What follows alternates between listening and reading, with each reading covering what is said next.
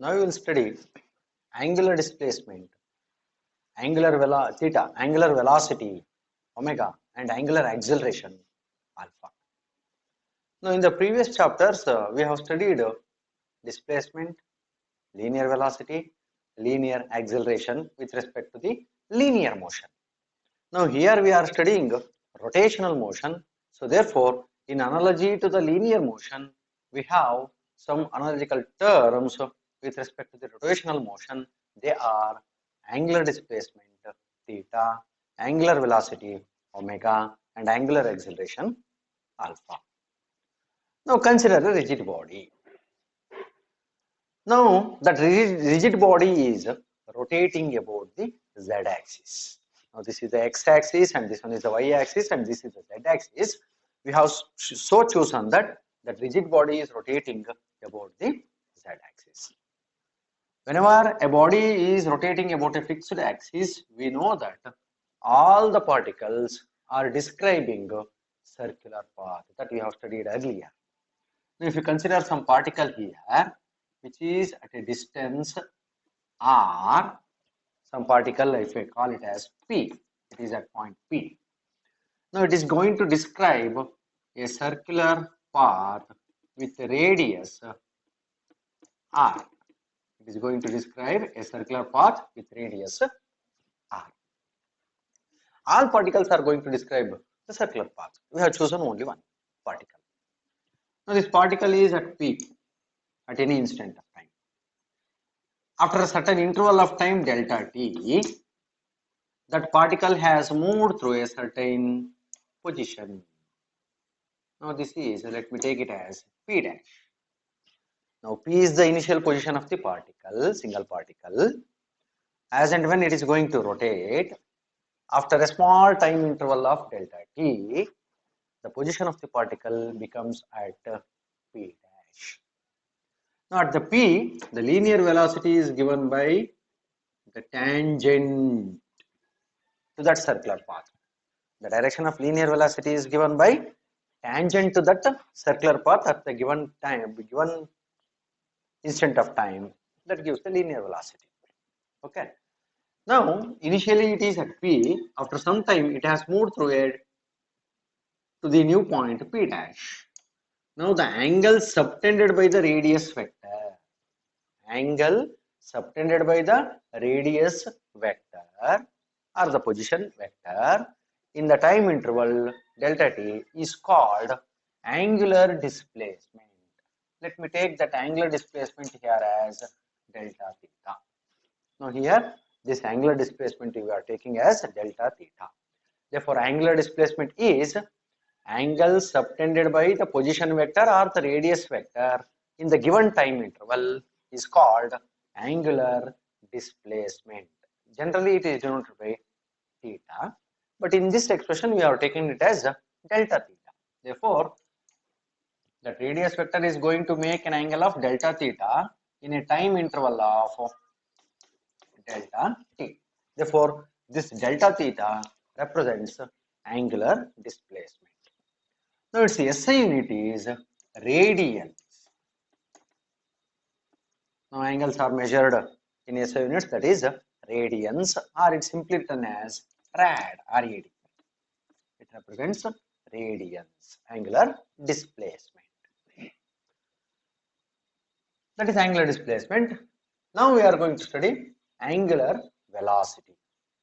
Now how you define linear velocity? The rate of change of displacement is called linear velocity. In the same manner, in analogy to the linear velocity, we are going to define angular velocity. Now, the angular velocity, the average angular velocity. Let me consider first average angular velocity. Average angular velocity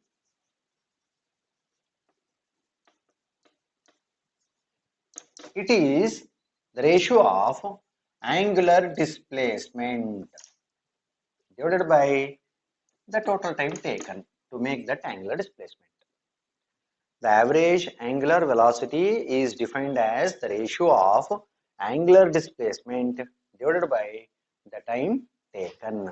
Delta theta divided by delta t represents average angular velocity. Now, instantaneous angular velocity. Now, this angular velocity is denoted by the letter omega. Angular velocity is denoted by the letter omega, and SI unit once again is displacement is radian divided by time taken is second. Therefore, SI unit of angular velocity it is radians per second. Now, this is average angular velocity. Now, we are going to find instantaneous.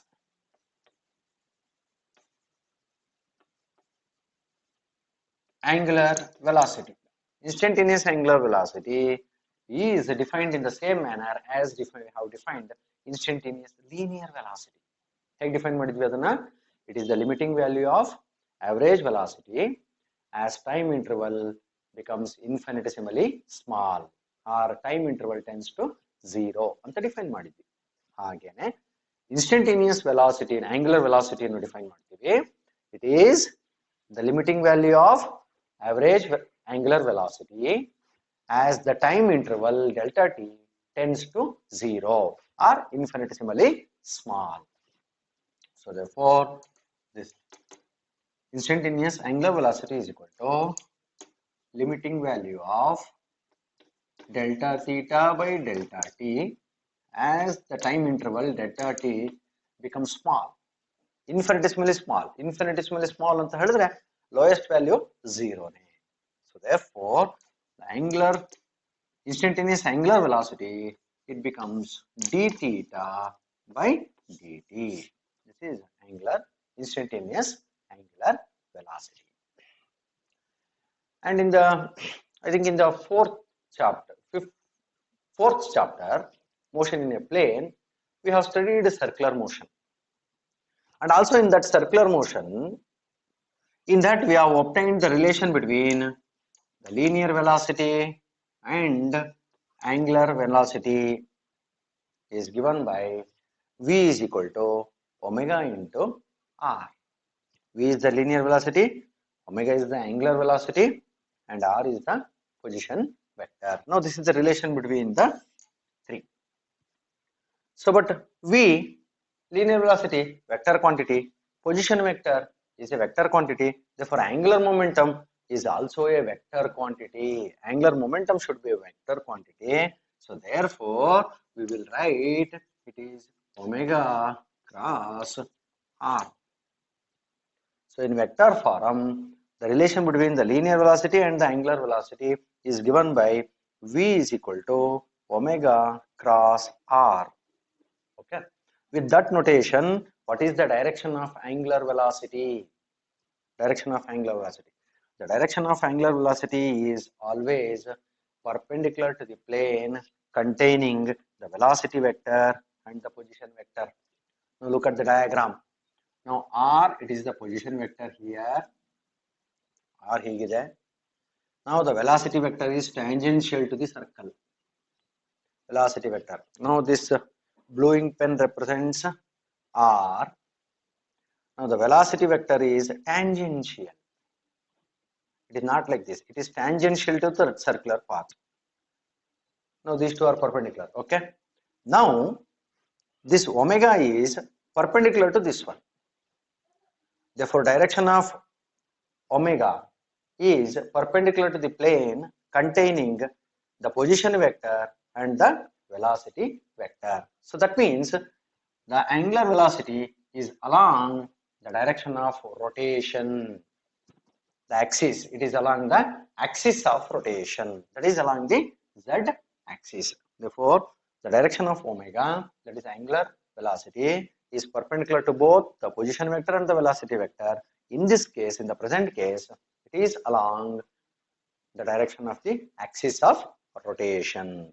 Okay. So next thing, now how we have defined linear acceleration? The linear acceleration is the rate of change of linear velocity. In the same manner, we are defining angular acceleration. Now, angular acceleration, it is denoted by the letter alpha. It is defined as the rate of change of angular velocity d omega by dt. The rate of change of angular velocity is called as angular acceleration. Then what is its SI unit? It is once again, it is radian per second square. It is radian per second square. It is angular acceleration. Once again, what is the direction of the angular acceleration? The angular acceleration is along, once again, the z-axis. Angular velocity is z-axis ಅಲ್ಲಿ ಇರ್ತಾನೆ, angular acceleration z-axis ಅಲ್ಲಿ ಇರ್ತಾನೆ. Earlier we have studied pure translatory motion. What is the meaning of that one? Whenever an object is moving in such a manner that if all the particles have the same velocity at a given instant of time, that motion we have called pure translatory motion. The best example in the previous class we have studied, we have an inclined plane. A block, if it starts sliding, that is the example for a pure translatory motion. Okay. But here, in this case, the rigid body is fixed along the z-axis and it is going to rotate. Since all the particles are rotating, the magnitude of linear velocity becomes the same, but direction is different because the direction is continuously changing with respect to the time. Therefore, this does not produce any pure translational motion.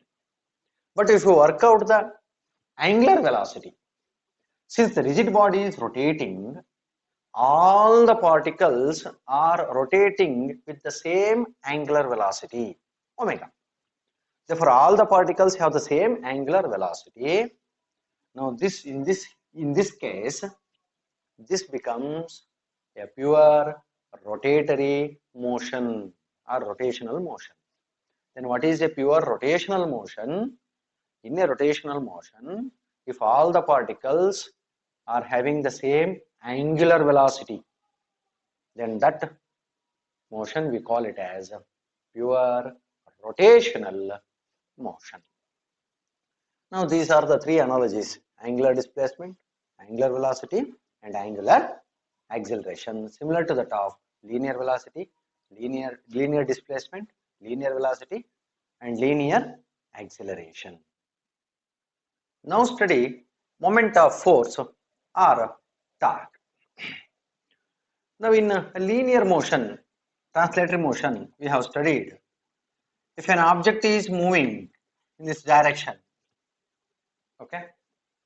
Now in order to increase its acceleration, in order to change its velocity, we require an external agency called force. Therefore, force is required to get a body accelerated. That means in order to change the velocity in linear motion, we require a force, a physical quantity force. Now in the same manner, if a body is rotating about an axis with a constant angular velocity omega, in order to change the angular velocity, we require one more quantity. What is the linear analog of force in rotational motion? That we are going to study. Before going to study what is the linear analog of force in rotational motion, let me give one example. Now we have a door. A door is a rigid body which is fixed at the hinges. Door is fixed at the hinges and it is free to move on the other end. Now the opening and closing of the door requires a force. If I apply a force at this handle, the door gets opened. If I pull it outside, the door gets closed. But here, not only the force we are applying, how and where we are going to apply the force, that is also very, very important. That means here we have the hinges and here we have the handle. If I apply the force at these hinges, the door will not open. Remember, now at the hinges, the door is fixed and we have taken it as the axis of rotation of the door. If I apply a maximum force at the hinges, the door will not open. Now, if I apply the force here at this point, at a little distance from the hinges, the door will hardly open. That means I require a more force to open the door. In the same manner, if I increase the distance of point of action from the hinges, the door opens with lesser amount of forces. So therefore, what is the least force required to open the door? That least force to be applied at the other end of the axis of rotation. So at this hand, at the outer edge of the door, a little force just opens the door. So here one thing you should remember, not only the force, how and where the force is applied, it also becomes very important. Instead of applying the force in perpendicular direction, if I apply the force along this direction, what will happen? Nothing will happen. Whatever may be the force, door will not open if I apply the force along this side. I have to apply the force perpendicular to the plane of the rigid body, that is door. Then only it's going to open. And if I am going to apply the forces at the hinges, it will not be opened. Therefore, the efficient way of opening the door is we have to apply the force in a perpendicular direction at the other end, at a larger distance from the hinges. Now, this is the best example for understanding the moment of a force. So, therefore, the rotational effect caused by the force, we are applying the force at the handle, therefore, the door is getting opened, therefore, it causes the rotation effect on the door. Now, this rotational effect caused by the force is called moment of force, or it is also called as torque, and it is denoted by the letter tau. Sometimes it is pronounced as tau. Tau or tau, both are pronounced. Now let me define this moment of force. Now what is moment of force or torque? Torque is a vector quantity. This torque is a vector quantity and it is the cross product of two vectors. One is the position vector, vector r, cross. Another one is the force vector. So torque is a vector quantity. It is the cross product of position vector of the point of action of the force from the axis of rotation and force vector. Therefore, torque, magnitude of torque is given by tau is equal to RF sin theta. Since we are using this cross product, therefore we are getting sin theta function. So it not only depends on the position vector, not only depends on the force, but also depends on sine of the angle between the position vector and the force vector.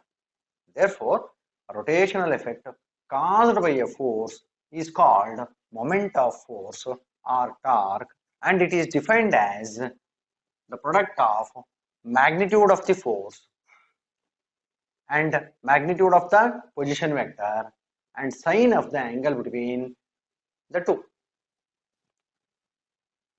Torque is the product of magnitude of the force, magnitude of the position vector, and sine of the angle between the force vector and the position vector.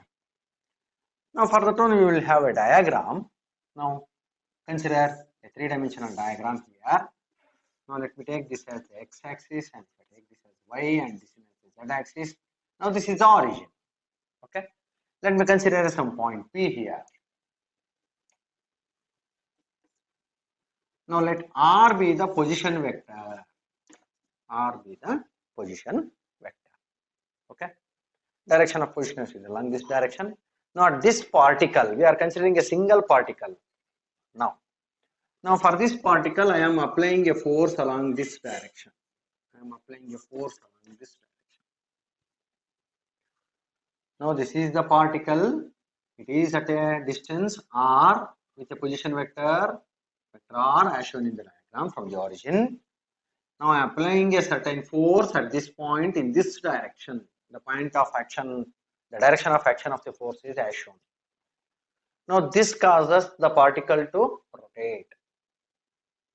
Now that rotational effect caused by the force is called as moment of force. Now here we have to mention the angle. The position vector is along this direction. The force vector is along. Now this angle is theta. Right here, force. Now this is the angle theta between the position vector and the force vector. Now I have to draw. I have to extend the force. Now I have to draw a perpendicular from here to here. Now this is the direction of the force and this is the perpendicular of this point of action of the force from the position vector from the origin. Therefore it becomes r sin theta. So therefore tau is given by r cross f, or magnitude is given by rf sin theta. Now here this can be further written as r sin theta into vector f. Now r sin theta becomes, it is the perpendicular component of the position vector. I will write it as r perpendicular into f, where r perpendicular is r sin theta is the perpendicular distance of the point of action of the force from the origin, or it can also be written as tau is equal to r f sin theta, or tau is equal to r f perpendicular, where f perpendicular is equal to f sin theta. It is the perpendicular component of the force, perpendicular component of the force along the position vector, perpendicular component of the force to the position vector. Now this is the torque. Then what is the SI unit of torque? The SI unit becomes, look here, torque is r cross f. R is the position vector, it is in meter, and f, it is Newton. So therefore Newton meter is the SI unit of torque, Newton meter. And what is the dimension?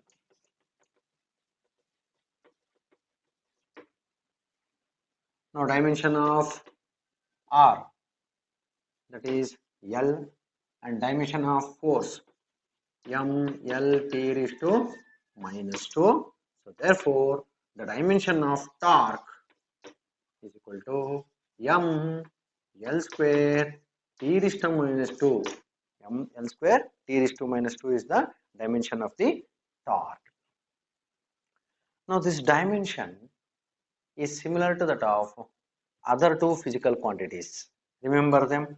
What are those physical quantities which have the same dimension? That is energy and work. work and energy are also having the same dimension as that of the torque. So therefore, the three physical quantities, energy, work and torque, have the same dimension. Then what is the difference between them? Energy and work, they are scalar quantities. They are scalar quantities. Torque is a vector quantity. It is a vector quantity. Now, what is the direction of the torque? Since it is a vector quantity, we have to mention the direction. The direction of this torque is followed by the direction of the vector product of two vectors that we have studied. Its direction is given by right hand screw rule or right hand rule. The direction of this torque is always perpendicular to the plane containing the position vector and the force vector. ಒಂದು plane ಅಲ್ಲಿ position vector ಮತ್ತೆ force vector ಇದ್ದು ಆ ಪ್ಲೇನಿಗೆ perpendicular ಆಗಿ direction ಅನ್ನು ತಗೊಂಡ್ರೆ that gives the direction of the torque. Now look here in the diagram, we have position vector here and the force vector here. Therefore, I am considering a plane here. If that is the plane, now this becomes the plane. Now perpendicular to this plane means at the origin we are having a direction like this. So therefore, the torque is acting along this direction. Direction of this torque is along here. It is acting in this direction. Now we know that torque is given by vector 2 is equal to r cross f, or its magnitude is given by rf sin theta. Now when will be the torque? 0. Now cases. If the position vector is 0, then torque is 0. What is that meaning? If the particle is exactly at the axis of rotation. Axis of rotation ನಲ್ಲೇ particle ಇತ್ತು ಹೇಳಾದ್ರೆ ಅದು ಯಾವುದೇ ರೀತಿಯಾದಂಥ rotational effect ಅನ್ನ experience ಮಾಡಲ್ಲ. Second case, if the applied force is 0, ನಾವೇನು ಹೊರಗಡೆಯಿಂದ apply ಮಾಡ್ತಾ ಇರ್ತಕ್ಕಂಥ ಫೋರ್ಸ್ ಏನಾದ್ರು ಅಪ್ಲೈ ಮಾಡೋದು 0 ಆಗೋಗಿತ್ತು ಅಂತ ಹೇಳಿದ್ರೆ ಆಬ್ವಿಯಸ್ಲಿ ಟಾರ್ಕು 0 ಆಗ್ತದೆ. And third case, we have a position vector, we have a force, but if the angle between the force and the position vector is 0 or 180 degree, 0 ಇರಬಹುದು, parallel 180 degree aunty parallel ಆಗಿರಬಹುದು. ಅಂತ ಕೇಸಲ್ಲಿ ಏನಾಗ್ತದೆ, the sin value ಏನಾಗ್ತದೆ, sin theta value 0 ಆಗ್ತದೆ. Automatically what about the torque becomes 0. So ಈ ಮೂರು ಕೇಸಲ್ಲೂ torque 0 ಆಗ್ತದೆ. Third case very important. position vector and force are parallel or anti parallel ಆಗಿತ್ತು ಹೇಳಾದ್ರೆ ಅವಾಗ torque becomes 0. There is no rotational effect.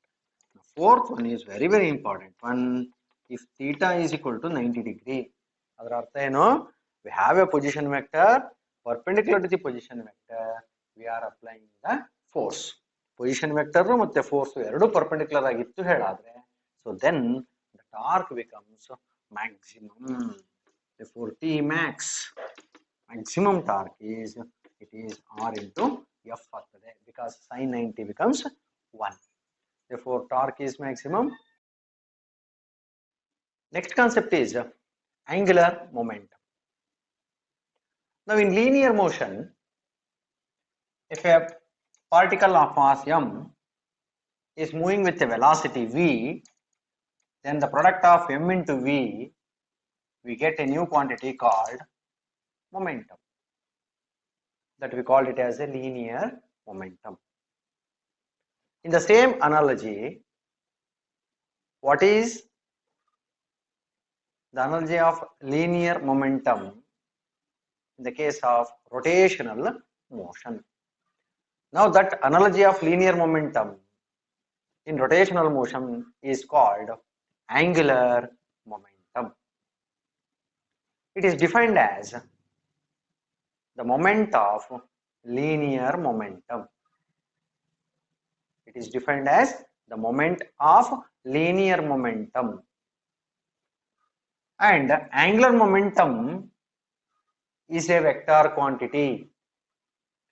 It is the vector product of two vectors, namely the position vector and the linear momentum vector. Angular momentum, it is denoted by the letter L. In some textbook, they will represent it by capital L. Okay. Now L is equal to vector R, which is the position vector, cross P. P is the momentum vector. It is defined as the cross product of position vector and the linear momentum vector, whose magnitude is equal to product of the magnitude of the position vector and the momentum vector and the sine of the angle between the two. It is the product of magnitude of the position vector and the linear momentum vector and sine of the angle between the two. So therefore, its magnitude is given by, it is Rp sine theta. Rp sine theta here. Or it can be written as R into sine theta multiplied by P. Or it is equal to R into sine theta, it is taken as R perpendicular into P. R perpendicular is, it is the perpendicular distance between the line of action of the momentum from the origin.